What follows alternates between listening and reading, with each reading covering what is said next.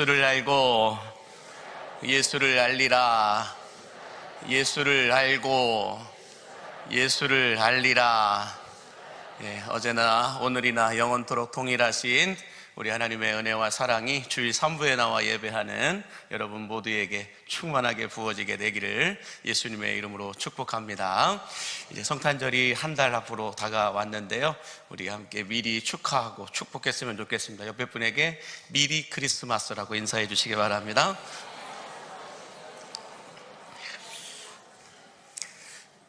이런 질문을 던지면서 말씀을 나누고자 합니다. 여러분은 이 성경에 기록된 말씀이 정말 정확무오한 하나님의 말씀임을 믿으십니까? 한 번 더 생각할 기회를 제가 드리겠습니다. 여러분은 정말 이 성경에 기록된 말씀이 진리의 말씀이고, 또 성경에 기록되어 있는 모든 사건들과 기적들이 하나님께서 행하시고 베푸신 하나님의 말씀이고 하나님의 능력임을 믿으십니까? 책임지시기 바랍니다. 자, 그렇다면 반대로 예수님을 믿지 않는 현대인들의 입장에서 볼 때 성경은 어떻게 비춰지게 될까요? 홍해가 갈라졌다라는 말씀과 이스라엘 백성들이 성을 몇 바퀴 돌았을 뿐인데 여리고성이 무너졌다라고 하는 이 말씀과, 또 사람이 사자굴에 들어갔다가 살아나왔다라는 말씀과, 또 그 사람의 친구들은 풀무불 속에 들어갔다가 머리털 하나 그을리지 않고 살아나왔다라고 하는 이 말씀이 여러분 예수 믿지 않는 현대인들에게는 어떻게 비춰지게 될까요? 또 신약 성경에 와서는 더 기가 막힌 말씀들이 많죠. 처녀가 아들을 낳았다고 얘기합니다. 그것뿐만 아니라 이 아들이 30살이 되자 무리를 걷기 시작합니다. 그리고 물을 포도주로 바꾸기도 하고 물고기 2마리와 보리떡 5개를 가지고 5,000명을 먹이기도 합니다. 소경을 보게 하기도 하고 중풍병자를 낫게 하기도 하고, 이제는 하다 죽었다가 다시 살아났다고도 얘기합니다. 이 이야기를, 이런 말씀을 여러분 세상 사람들은 어떻게 받아들일까요? 그냥 판타지 소설이나 아니면은 동화책과 같은 이런 어떤 내용으로 그 사람들은 성경 말씀을 똑같이 취급을 하지는 않을까, 이런 생각을 가져보게 되는데, 세상 사람들이 보기에 그래서 성경은 너무나 비과학적이고 비논리적이고 비합리적인 말들로만 가득 채워져 있다라고 하는 것을 알 수가 있습니다. 자, 그렇다면 이렇게 비논리적이고 비과학적이고 비합리적이고 비상식적인 이 성경 말씀에 대하여서 여러분들에게 다시 한번 묻겠습니다. 여러분은 그럼에도 불구하고 이 성경에 있는 말씀이 정확무오한 진리의 말씀인 하나님의 말씀이라고 믿으십니까? 왜 그러십니까? 정말 믿으십니까?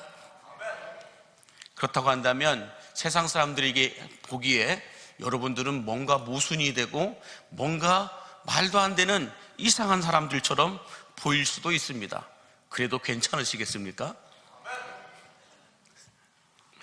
자, 그러면 여러분, 세상 사람들이 보기에 정말 이 말도 안 되는 어떤 판타지 소설가도 같고 동화책에 나올 법한 이런 이야기들을 믿고 있는 우리들을 바라보면서 우리가 그들의 그런 시선을, 그런 어떤 모순된 모습을 우리가 받으면서도 이 성경은 하나님의 말씀이라고 우리가 믿는 이유가 뭘까요? 그 근거가 뭘까요? 무엇을 보고 여러분들은 이렇게 매 주일이면 어김없이 주 앞에 나와서 예배를 하고 이 성경이 하나님의 말씀이라고 믿으면서 살아가고 있냐고요? 그 이유가 뭡니까? 그 이유를 저는 이렇게 먼저 생각을 해봅니다. 한번 보여주실까요? 성경은 사람이 말한 것이 아니라 하나님께서 말씀하신 것이고, 성경은 사람의 이야기로 쓰여져 있는 것이 아니라 하나님께서 행하신 일들이 기록되어져 있는 책이기 때문에 성경은 하나님의 말씀임을 믿으시기 바랍니다. 제가 예전에도 여러분들에게 말씀드렸듯이, 여러분 왜 성경이 하나님의 말씀이느냐, 그 이유는 우리가 옛날 어르신들은 글을 모르시는 분들이 많았습니다. 그래서 편지가 와도 그 편지를 읽을 수가 없는 겁니다. 그래서 이 편지를 부모님들이 누구에게 갖고 갑니까? 글을 알고 있는 이장님에게 갖고 갑니다. 그러면 이장님이 그 편지를 뜯어서 그 부모님들에게 다 읽어줍니다. 서울에 있는 개똥이는 이렇게 지내고 있고 어디에 있는 말똥이는 이렇게 지내고 있고 부모님들의 건강은 어떠신지 이렇게 물어봅니다 라고 이야기를 해요. 그러면은 부모님들은 그 자녀들에게 답장을 해야 되는데 글을 모르기 때문에 글을 쓸 수도 없습니다. 그러면 또 어떻게 합니까? 이장님이 써주십니다. 근데 이장님이 써주실 때 이장님이 마음대로 씁니까? 아니에요. 부모님이 불러줍니다. 부모님이 불러주면 개똥아 너는 잘 지내고 있느냐, 말똥아 너도 잘 지내고 있느냐 하면서 불러주시면 이장님이 하나같이 다 받아 적습니다. 그래서 봉합을 해서 개똥이에게도 보내고 말똥이에게도 보냅니다. 그러면 이 개똥이와 말똥이가 그 편지를 받아들고 쑥 읽어 내려가죠. 그럼 여러분 이것이 누가 쓴 겁니까? 이장님이 썼죠. 근데 이장님이 받아 적어서 썼지만 누가 쓴 글이에요? 부모님이 말씀하신 거죠. 부모님이 말씀하신 걸 이장님이 받아 적으셨던 것 뿐이라는 거죠. 마찬가지로 성경에 이제 기록되는 모든 말씀들도 사람이 썼죠. 그런데 어떤 사람이 썼어요? 하나님의 영에 감동된 사람들이 받아 적어 놓은 것이죠. 인간의 머리로 인간의 생각으로 써올 수 있는 것이 아니라 하나님께서 주신 마음들, 하나님이 주신 음성들을 가지고 기록되어져 있는 말씀이 성경에 기록된 말씀이다 라는 것입니다. 그러므로 여러분, 사람이 홍해를 가르고 사람이 무리를 걷고 사람이 여리고성을 무너뜨리고 사람이 물을 포도주로 바꾸고 사람이 죽었다가 다시 살아났다고 한다면 누구도 믿지 않을 것입니다. 그러나 하나님이 홍해를 가르셨다라고 말씀하고 하나님이 무리를 걸으셨다고 하고 하나님이 물을 포도주로 바꾸셨다고 하고 하나님이 각종 병들을 고치셨다고 말씀하시고 하나님이 기적을 베풀어 주셨다고 말씀한다고 한다면 안 믿는 사람이 이상한 거 아닙니까? 사람이 했다고 하면 안 믿어도 좋아요. 그러나 하나님이 하셨다고 한다면 믿어야 정상인 거 아닙니까? 그러므로 우리가 이 자리에 나와서 성경 말씀을 하나님의 말씀으로 믿는 이유는 사람의 말이 아니라 하나님의 말씀이기 때문임을 믿으시기 바랍니다. 하나님이 말씀해 놓으신 책이기 때문에 우리는 하나님을 믿는다라는 거예요.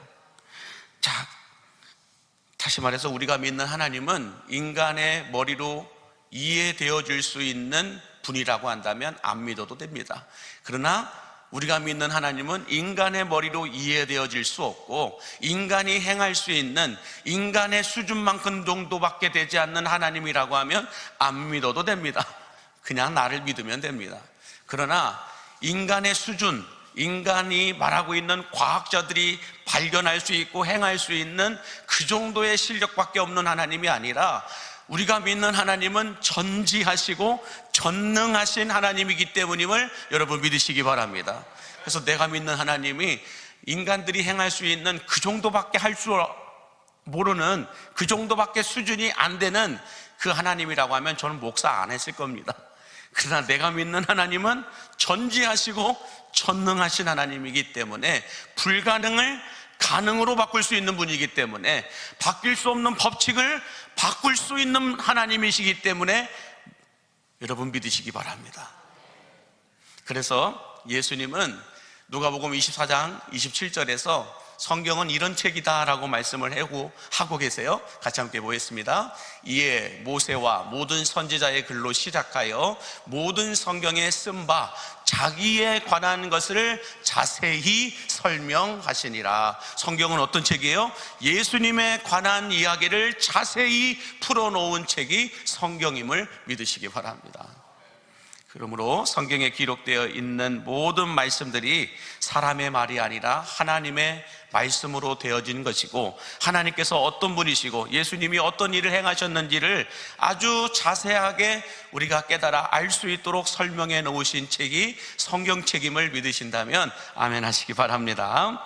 자, 그런데 오늘날과 같이 이 사도 요한이 복음을 전했던 그 시대, 초대교회 시대에도 성경을 믿지 않고 예수님을 믿지 않는 사람들이 많았었다라고 하는 것을 알 수가 있습니다. 특별히 예수님을 이 메시아로 인정하는 것 같으면서도 그렇게 믿지를 않고 오히려 예수 믿는 사람들을 더 현혹시키고 미혹시켰던 이단 세력들이 초대교회 때도 있었다라고 말씀합니다.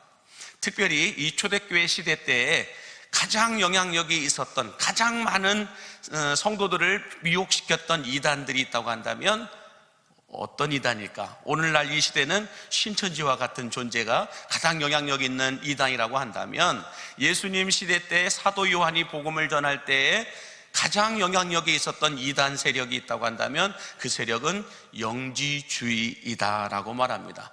영지주의자들이라고 하는 말을 많이 들어보셨을 텐데, 영지주의가 무엇인지 한번 생각을 해보면 영지주의의 핵심 사상은 이거예요. 한번 보여주시면, 특별한 지식과 특별한 깨달음이 있어야만 구원을 받을 수 있다라고 가르치는 사상이 영지주의 사상입니다. 그래서 영지라고 얘기하는 거예요. 특별한 영적인 지식이 있어야만, 특별한 깨달음이 있어야만 구원받을 수 있다, 이렇게 가르치는 세력이 영지주의다라고 말합니다. 자, 그런데 이 영지주의의 핵심 교리가 있어요. 영지주의의 핵심 교리는 뭐냐면 영과 육을 아주 극단적으로 나눕니다. 그래서 영은 순결하고 선하고 깨끗하다고 가르쳐요. 그런데 인간의 육신인 이 육은 더럽고 추하고 천하다라고 가르치는 것이 영지주의의 핵심 교리입니다. 그래서 영과 육은 동떨어져야 된다, 분리돼야 된다, 이렇게 가르쳤던 세력들이 영지주의자들이다라고 말합니다. 자, 그러면 여러분, 영지주의가 왜 오늘날 우리는 이단이다라고 말할까? 영지주의가 이단인 이유가 무엇일까? 그 이유는 영만 선하고 육은 악하다라고 말합니다. 다시 말해서 이 영지주의 사상이 기독교 신앙과 기독교 교리에 미치는 악영향이 있다라고 한다면, 그것은 육체를 입고 이 땅에 오신 예수님을 죄인으로 만들어버리기 때문에 그렇습니다. 신학적으로는 예수님의 성육신을 부인하기 때문에 영지주의가 이단이다라는 거예요. 영지주의의 극단적인 교리가 뭐예요? 영은 선하고 육은 악하다라는 거예요. 그렇다면 육신을 입고 이 땅에 오신 예수님은 육신을 갖고 있기 때문에 죄인이다라는 거예요. 근데 죄인이 어떻게 죄인을 구원할 수 있습니까? 그건 말도 안 되는 소리잖아요. 그렇기 때문에 예수님을 죄인으로 취급하기 때문에 영지주의는 이단이다라고 얘기를 하는 것입니다. 자, 그래서 영지주의자들은 예수님에 대하여서 그 시대에 예수님이 행하신 일들을 그들도 들었기 때문에 예수님에 대하여서 그들은 영적인 부분만 인정하고 육적인 부분은 인정하지 않았다라는 거예요. 그래서 예수님이 육신을 입고 이 땅에 오셨다? 그건 아니다라는 거예요. 예수님의 영적인 부분만 믿어야 된다, 육적인 부분은 믿으면 안 된다, 영적인 부분만 믿어야 된다, 이렇게 가르쳤던 세력들이 영지주의자들이다라는 것입니다. 그런데 이런 교리를 가지고 헛된 다른 복음을 가르치고 있는 이 영지주의자들을 바라보면서 오늘 본문에서 사도 요한이 그거 아니다 라고 반박하는 말씀이 오늘 본문 1장 1절에 기록되어 있습니다. 같이 보겠습니다.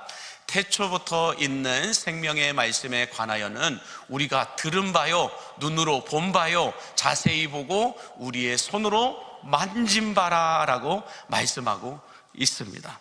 자, 여러분, 사도 요한이 아니다, 육신으로 입고 오신 그 예수님을 우리가 직접 눈으로 보았고 귀로 들었고 손으로 만졌다라고 이야기하고 있는 겁니다. 그러면서 이 사도 요한이 또 어느 책을 썼어요? 요한복음을 썼잖아요. 이 요한복음 1장 1절과 요한복음 1장 14절에서 동일한 말씀을 하고 있는 걸 볼 수가 있어요. 함께 같이 볼까요? 요한복음 1장 1절과 14절 시작. 태초에 말씀이 계시니라. 이 말씀이 하나님과 함께 계셨으니 이 말씀은 곧 하나님이시니라. 말씀이 육신이 되어 우리 가운데 거하심에 우리가 그의 영광을 보니 아버지의 독생자의 영광이요 은혜와 진리가 충만하더라 라고 증거하고 있습니다. 태초부에 말씀이 계셨는데 이 말씀은 하나님이라는 거예요. 근데 이 하나님이신 말씀이 육신이 되어 우리 가운데 찾아오셨다라는 거예요. 말씀이 육신이 되어 인간의 몸으로 이 땅에 오셨다라는 거예요. 그런데 말씀이 육신이 되어 우리 가운데 오신 그 예수님을 우리가 보니까, 그의 영광을 바라보니까 아버지의 독생자의 영광이요 하나님의 아들이라는 거예요. 하나님이시다라는 거예요. 그리고 그분에게는 은혜와 진리가 충만하였다라는 거예요. 이것을 우리가 눈으로 보았고 우리가 귀로 들었고 손으로 만졌다, 이렇게 사도 요한은 증거하고 있는 것입니다. 그러므로 여러분, 이 사도 요한처럼 예수님이 어떤 분이신지를 증거하고 보여주고 나타내고 드러내는 사람을 가리켜 성경은 어떤 사람들이라고 말할까요? 우리 사도행전 3장 15절에 이렇게 먼저 말씀합니다. 시작. 그러나 하나님이 죽은 자 가운데서 그를 살리셨으니 우리가 이 일의 증인이라 라고 말해요. 예수님을 증거하고 예수님을 드러내는 사람들을 증인이다 라고 말씀하죠. 또 사도행전 10장 39절에도 이렇게 말씀해요. 우리는 유대인의 땅과 예루살렘에서 그가 행하신 모든 일의 증인이라 라고 말씀하고 있어요. 또 누가복음 24장 48절에도 시작. 너희는 이 모든 일의 증인이 되어야 된다라고 말씀하고 있는 겁니다. 무슨 말씀일까요? 인간의 몸으로 이 땅에 오신 예수님을 먼저 믿은 우리들도 사도 요한처럼 예수 그리스도의 증인으로 살아가야 된다라고 성경은 계속해서 말씀하고 있는 것입니다. 자, 그렇다면 예수 그리스도를 구주로 믿고 그 예수님을 증거하고 증인의 삶을 살아가는 이런 말씀에 대하여서 똑똑한 사람들은 뭐라고 반론을 하느냐, 이렇게 말을 해요. 사도 요한은 예수님께서 살아계셨을 때에 현존했던 사람이기 때문에 예수님을 직접 체험했기 때문에 이렇게 증거할 수 있고 이렇게 증인으로 살아갈 수 있는 거 아닙니까? 그런데 우리는 만질 수도, 예수님을 볼 수도 없고 목소리를 들을 수도 없고 예수님을 만질 수도 없는 지금 현 시대에 살아가고 있기 때문에 예수님의 증인으로 살아가는 것은 불가능한 일 아닙니까? 라고 말하고 있다는 것입니다.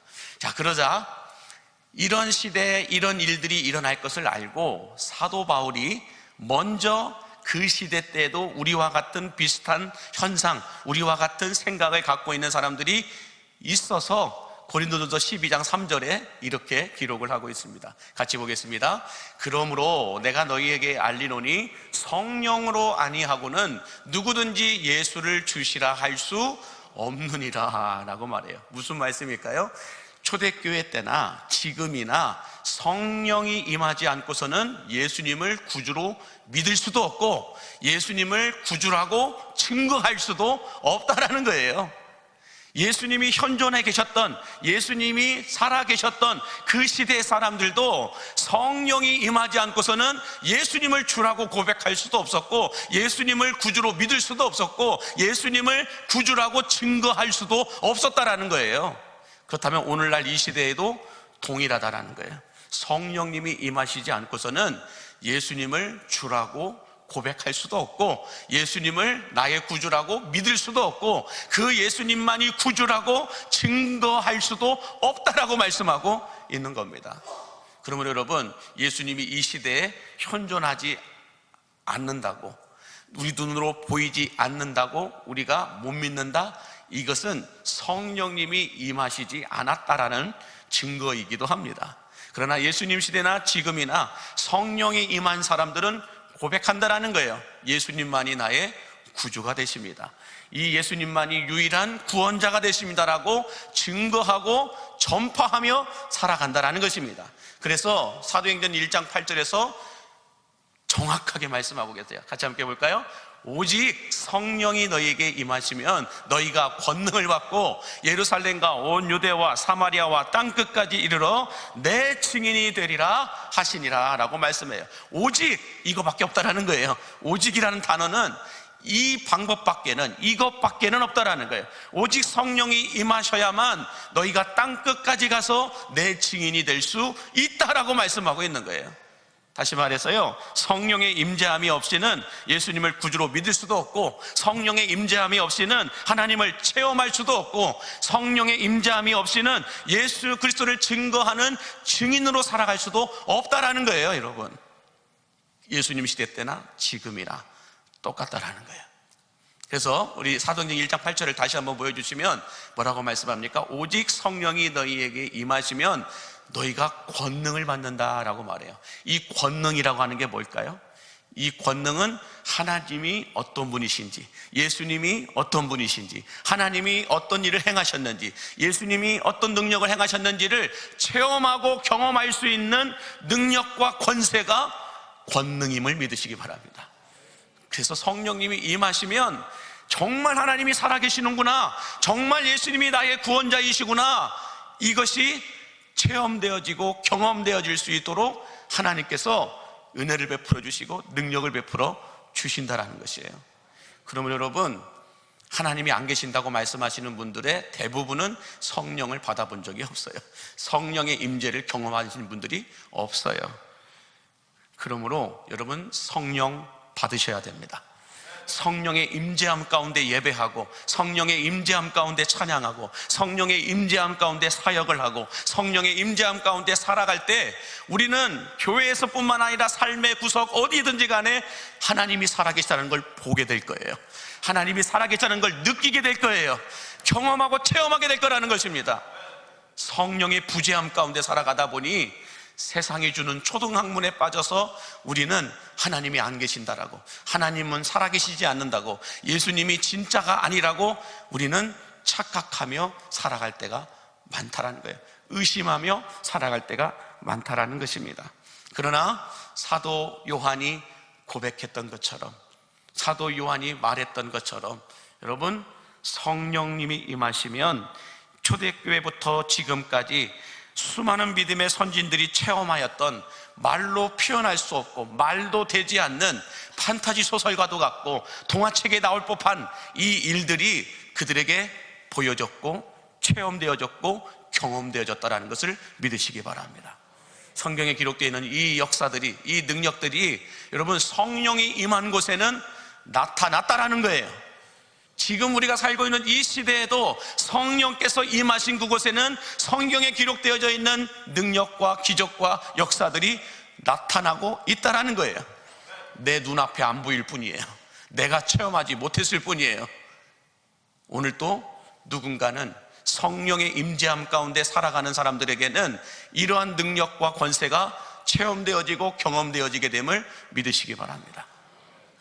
이게 우리나라뿐만 아니라 전 세계 민족과 열방 가운데서 복음을 전하고 있는 선교사님들의 선교 보고 속에 성령이 임재하니까 진짜 하나님의 능력이 나타나더라, 이런 일들이 일어나고 있는 거예요. 소경이 눈을 뜨더라, 안준뱅이가 일어나더라, 중풍병자들이 낫더라, 믿음으로 예수 그리스도의 이름으로 병든 자에게 손을 얹어 기도하였더니 낫더라. 이게 선교지에서 증거되어지고 있는 역사라는 거예요. 우리 눈앞에서 보여지지 않았을 뿐이지, 내가 체험하지 못했을 뿐이지, 이 역사들이, 이 능력들이, 이 기적들이 없는 게 아니라는 거예요. 여러분, 오늘 또 성령의 임재함 가운데 살아가는 사람들, 성령이 임재한 그곳에는 이러한 역사와 능력들이 나타나고 있음을 여러분 믿으시기 바랍니다. 그렇다면 우리도 이 거룩한 욕심을 가지고 뭘 해야 될까요? 우리들도 성령을 받기를, 우리들도 성령의 임재함 가운데 살아가기를 소원하고 바라고 기도해야 되지 않겠냐는 거예요. 그래서 예수님은 요한복음 20장 29절에서 도마에게 이렇게 말씀을 하셨어요. 함께 보겠습니다. 너는 나를 본고로 믿느냐? 보지 못하고 믿는 자들은 복되도다. 그래요. 도마는 예수님의 제자였어요. 12제자 가운데 같이 동행하면서 같이 먹고 자고 같이 누렸어요. 예수님을 직접 눈으로 보았고 귀로 들었고 손으로 만졌어요. 그럼에도 불구하고 예수님이 죽으셨다고 하니까, 또 예수님이 다시 부활하셨다고 하니까 내가 예수님의 허리에 창자국을, 예수님의 손에 못자국을 만져보지 않고서는 나는 예수님이라고 믿을 수가 없다라고 얘기해요. 예수님 시대에 예수님과 함께 지냈던 도마조차도 내가 예수님을 직접 보지 않고서는 믿을 수가 없다라는 거예요. 그런 도마에게 예수님이 말씀하신 거예요. 너는 나를 본고로 믿느냐? 보지 않고 믿는 자들은 더 복이 있을 것이다 라고 말씀하고 있는 것입니다. 그러므로 예수님을 지금 우리는 눈으로 볼 수 없지만, 볼 수 없음에도 불구하고 예수님을 믿는다라는 것은 여러분, 예수님의 제자였던 도마보다도 여러분이 더 믿음이 있는 사람들임을 믿으시기 바랍니다. 그래서 성령의 임재하심 속에서 우리가 세상 속에서 예수 그리스도를 증거하는 증인으로 살아갈 때에 여러분, 우리는 어떤 일이 벌어질까요? 성령이 임하시면 진짜 하나님이 살아계시다는 것이 여러분을 통하여 보여지게 됨을 믿으시기 바랍니다. 마지막으로 영주주의자들과 같은 이단들이 여전히 오늘날에도 가득한데, 이 세상 속에서 그래도 성경 말씀이 진리이고 그래도 예수님만이 구원자이시다라고 하는 것을 세상 사람들로 하여금 믿게 하기 위해서는 우리가 어떻게 해야 될까요? 지금 이 시대나 예수님 시대 때나 이단들은 똑같이 있어요. 그렇다고 한다면 이 이단들이 가득한 세상 속에서 말씀을 미혹하게 하고 선혹시켜서 믿지 못하게 하고 의심하게 만드는 이런 이단들이 가득한 세상 속에서, 그럼에도 불구하고 성경 말씀이 정확무한 진리의 말씀이고 예수님만이 진짜 구원자이시다라는 것을 세상 사람들로 하여금 믿게 하기 위해서는 우리가 어떻게 해야 되겠냐는 거예요. 그 말씀을 이렇게 한번 정리를 해봤어요. 같이 볼까요?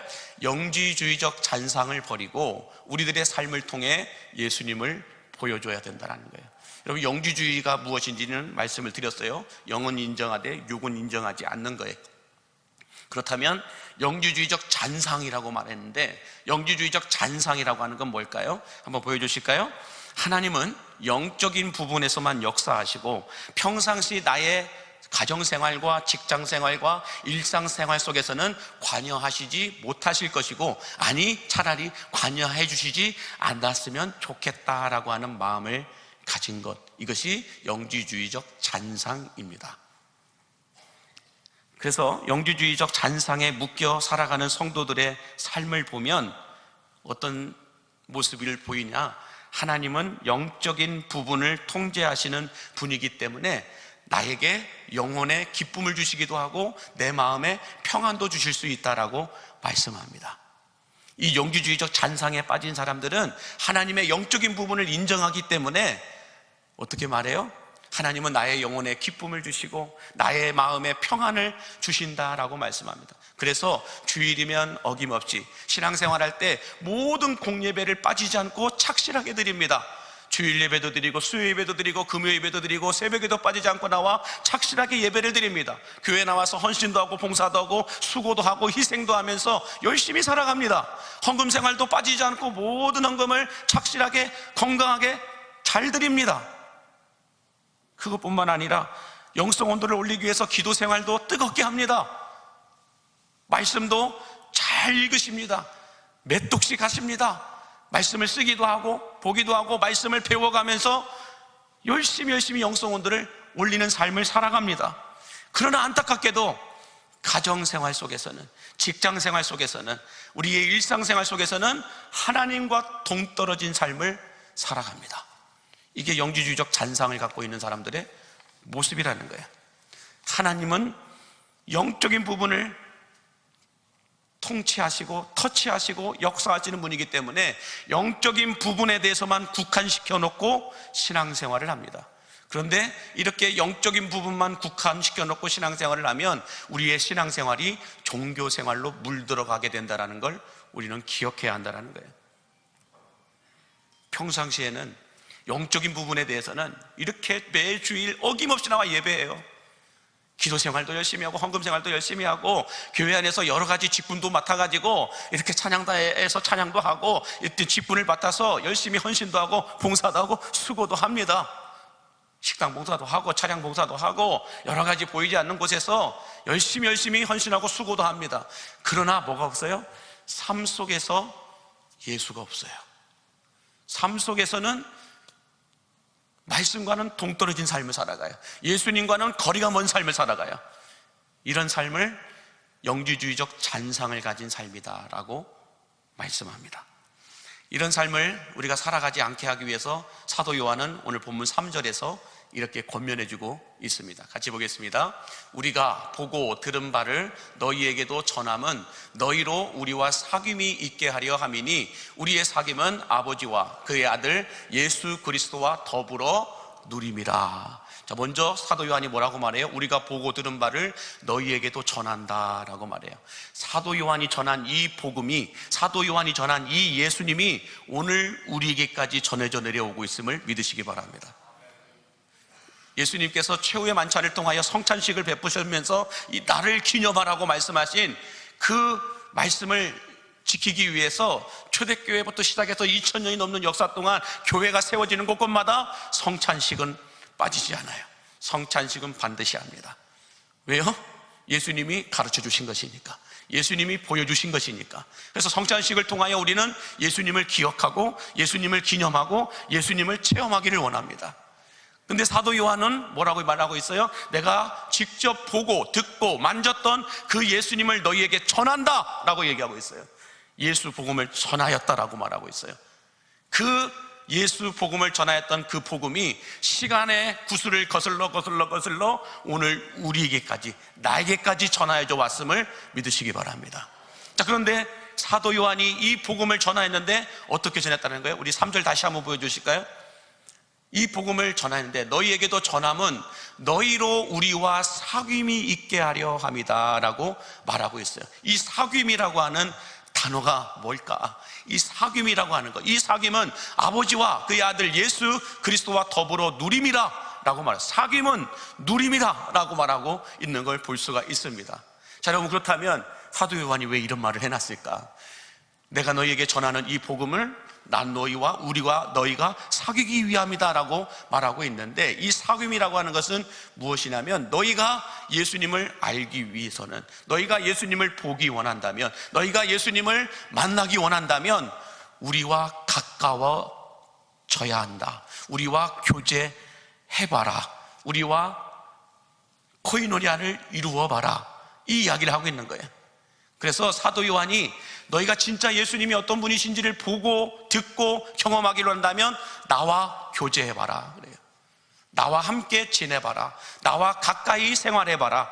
그러면 나를 통하여 예수님이 어떤 말씀을 하셨고 어떤 행동을 하셨고 어떤 모습으로 사셨는지 너희가 보게 될 것이다. 이 이야기를 하고 있는 거예요. 그러므로 여러분, 세상에서 성경을 동화책에 나오는 이야기처럼 판타지 소설과도 같은 말도 안 되는 비과학적인, 비논리적인 이런 말씀으로 생각하고 있는 그들에게 우리가 어떻게 해야 돼요? 그들에게 다가가야 돼요. 그들에게 다가가서 우리의 삶을 통하여 그들에게 예수님이 어떤 분이신지를 보여주셔야 할 줄로 믿습니다. 그래서 그들과 가까이 사귐을 통하여서 아버지와 그의 아들 예수 그리스도를 함께 누리도록 해야 된다는 거예요. 그래서 여러분, 세상 사람들은 예수님을 알래야 알 수가 없습니다. 교회에 나온 적이 없기 때문에. 근데 교회에 나와도 예수님을 모르는 사람들이 태반입니다. 왜요? 말씀을 모르기 때문에. 이런 성경 말씀이 어떤 이야기라고 그랬어요? 예수님에 관한 이야기를 자세하게 설명해 놓은 책이 성경책이라고 얘기했어요. 그렇다면 우리가 세상 속에서 예수님을 보여주고 예수님을 가르쳐주고 예수님을 드러내기 위해서는 예수님이 어떤 분인지 우리는 알아야 돼요. 사도 요한은 직접 예수님을 경험했기 때문에 가르쳐줬어요, 그 사람들에게. 근데 그 이야기가 전파돼서 성경으로 기록되었어요. 그렇다면 이 성경 속에서 예수님이 어떤 일을 행하셨는지, 예수님이 어떤 말을 하셨는지, 예수님이 어떤 행동을 하셨는지, 예수님이 어떤 성기가 나눔과 베품을 행하셨는지 성경이 자세하게 기록해 놓았다라는 거죠. 우리는 성경을 통하여 예수님을 배우는 거예요. 성경을 통하여 예수님을 닮아가는 거예요.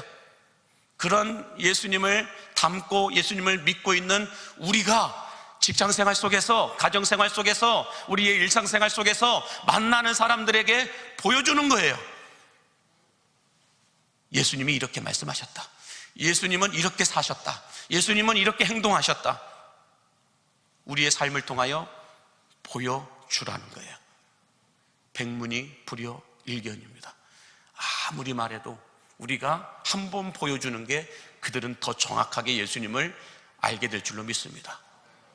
세상 사람들이 보기에 우리나 그 사람들이나 똑같다고 한다면 그들은 예수님을 볼 수가 없을 겁니다.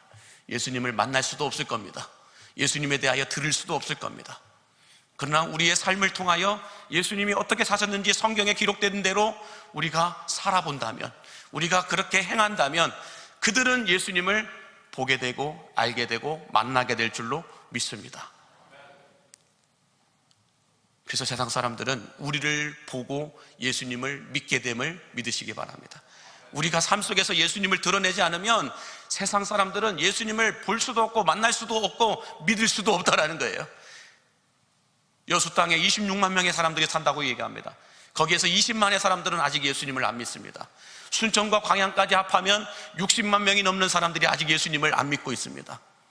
그들에게 누가 가서 복음을 전해야 될까요? 누가 가서 예수님이 이런 분이시라는 걸 가르쳐 줘야 될까요? 바로 예수 그리스도를 먼저 믿은 여러분들이십니다. 예수님과 동행하였던 제자들이었던 사도 요한이 먼저 다른 사람들에게 우리와 사귀자라고 말하면서 그들에게 다가가서 예수님은 이런 분이셨다, 예수님은 이런 말씀을 하셨다, 예수님은 이렇게 사셨다, 그것을 가르쳐 줬던 것처럼 시대에 거슬러 지금까지 이 복음이 성경에 기록되었던 이 말씀대로, 예수님에 대하여 기록한 이 말씀대로 우리가 삶 속에서 살아낼 때에 세상은 예수님을 보게 되고 믿게 될 줄로 믿습니다. 여수 땅에 교회가 너무 많다고 얘기하고, 여수 땅에 예수 믿는 사람들이 너무 많다고 얘기하고, 복음화율이 높다고 얘기합니다. 그것은 잘 모르시는 분들이에요. 성령의 임재함 가운데 살아가는 사람들은 아직도 예수 믿지 않는 20만 명이 보이는 거예요. 아직도 예수 믿지 않는 순천 광양에 60만 명의 사람들이 보이는 거예요. 그들이 왜 예수를 아직 믿지 못할까요? 왜 예수님을 아직 만나지 못할까요? 세상은 왜 이렇게 기독교를 개독교라고 이야기하면서 기독교를 혐오주의 속에 말도 안 되는 판타지 소설 같은 이야기하고 있는 동화책과 비슷한 수준의 책으로 이 성경책을 취급하는 이유가 뭘까요? 예수 믿는 우리가 예수를 보여준 적이 없어요. 예수 믿는 우리가 일상생활 속에서 예수님이 행동하셨던, 예수님이 사셨던 그 모습으로 살아본 적이 없는 거예요. 그러므로 이제는 우리가 예수님을 먼저 믿은 우리가 우리의 가정생활 속에서 설거지하면서 예수님의 모습을 보여줘야 돼요. 집안일을 하면서 예수님의 모습을 보여줘야 되는 거예요. 직장에서 일을 하면서 예수님의 모습을 보여주셔야 되는 거예요.